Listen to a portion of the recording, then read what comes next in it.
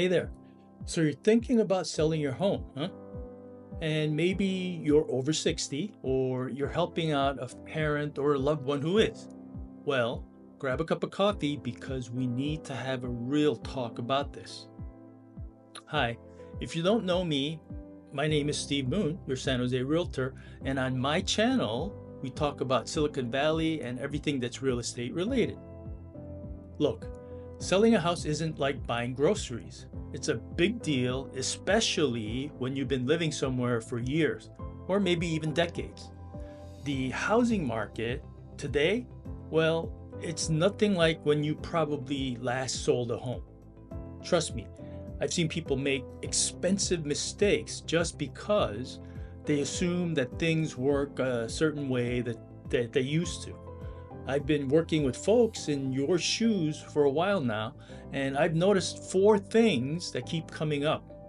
And these aren't just random observations, these are the real deal truths that can either save you a ton of money and stress, or it could cost you big time if you ignore them. Ready?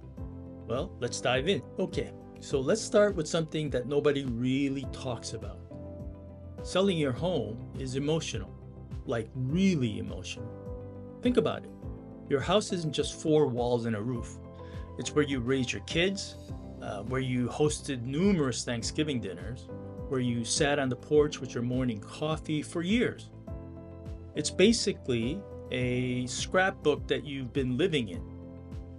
I had a client, Jane, who'd been in her home for over 30 years.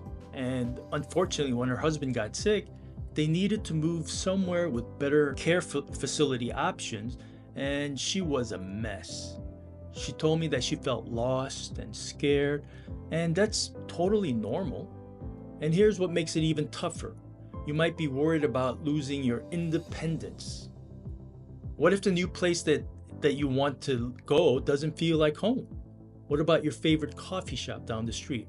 Or your neighbors who become your friends for decades? So how do you feel with all these feelings? First thing, remember your why. You're not just selling to sell. Maybe you want to be closer to family, or you're tired of maintaining such a big place.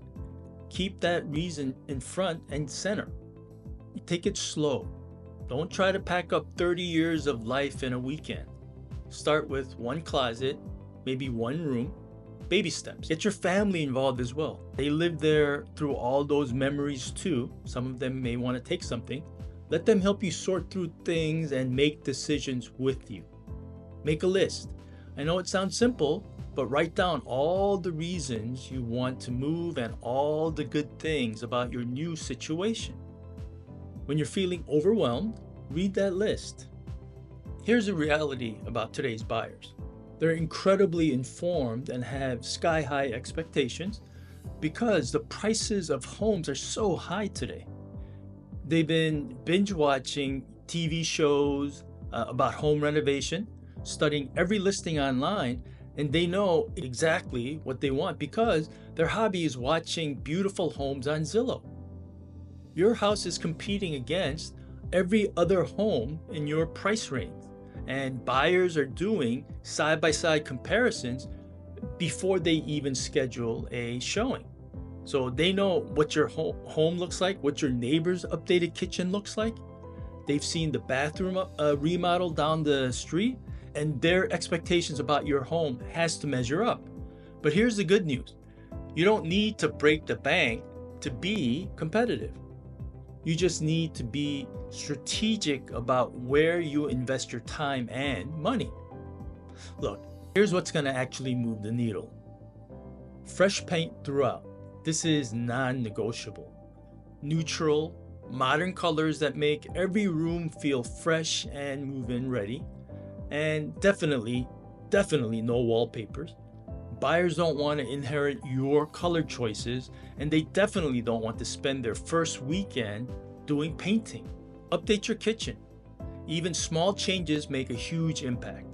New cabinet hardware, update of countertops, modern light fixtures, or even just replacing outdated appliances can transform the entire space. The kitchen sells the house. Refresh your bathrooms. New vanity hardwares, updated sinks, fresh caulking, modern mirrors, or even a new vanity can make these spaces feel much more current.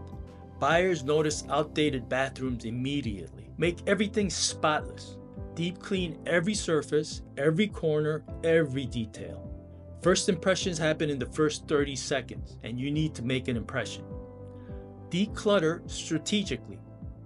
Remove personal items and excess furniture so that buyers can envision their own life in this space.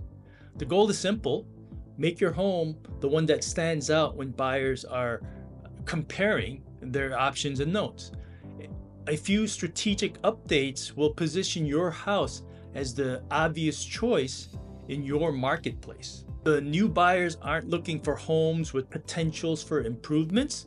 They are looking for homes that are already improved.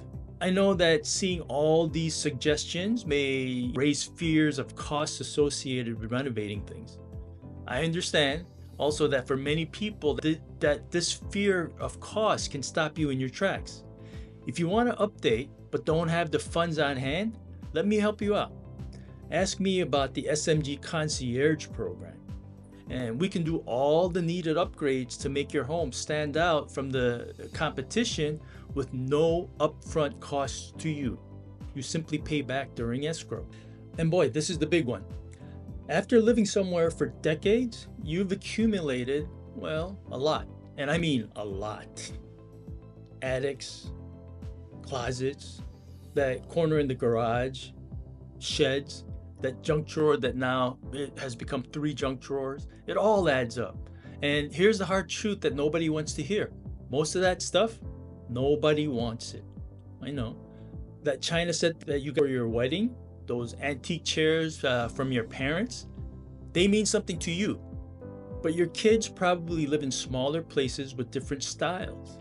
It's not personal, it's just reality, right? And let's be honest about the physical part too. Moving boxes, sorting through decades of paperwork, cleaning out storage areas, it's all exhausting, especially if you're dealing with any type of mobility issues. So what do? Start early. This isn't a weekend project. Give yourself months, maybe even a year if you can, one area at a time. Don't try to tackle the whole house. Pick one closet, sort it through, then move on to the next one. And get help. There are companies that specialize in helping seniors move, and they can help you sort, pack, donate, and sell stuff. Worth the money. Ask family for help. Not just to move boxes, but to help make decisions.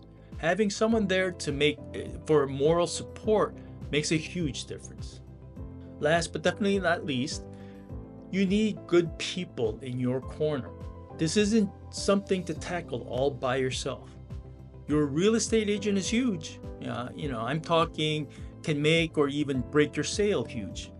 Don't just pick someone because you've known them from church or because they said that they've been selling houses since the 80s.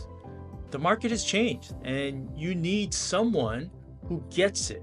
You need someone who is social media savvy, who understands what today's buyers are looking for and where they spend their time. Look for an agent who runs their business, well, like a business. They should have systems. They should have, or they should be able to communicate well. And they should give you a clear breakdown of all your costs up front so that there are no surprises. Oh, and about commissions, things have changed there as well. You'll pay your listing agent directly now, and you might need to decide on whether to pay the buyer's agent or not, because that's changed as well. Just remember, if you go too cheap, you might end up costing yourself a lot more in the long run than you had anticipated. Get ready for inspections. Once you do inspections, they're going to be inspecting everything. Expect them to find stuff, because that's what inspectors do. A good agent will help you stay calm and figure out what's actually worth fixing and what's not worth fixing. Other people that you may need around you are your financial advisor or a tax person, because selling might bump you into a higher tax bracket, which could affect other things like your Medicare costs. And if you're buying another place, talk to a lender early about your options. You may need to talk to a handyman, a cleaning service, a moving company, and don't forget about your family and friends, because they're going to be your emotional support system throughout this whole entire process. Look, selling your home after 60 is a big deal. It's okay if you feel overwhelmed, because that's completely normal. But now you know what to expect, and that's half the battle. Remember, it's emotional. Buyers are picky, and you have more stuff than you think, and you need good people helping you through the process. Keep these 4 things in mind, and you'll be way ahead of most other people going through this process.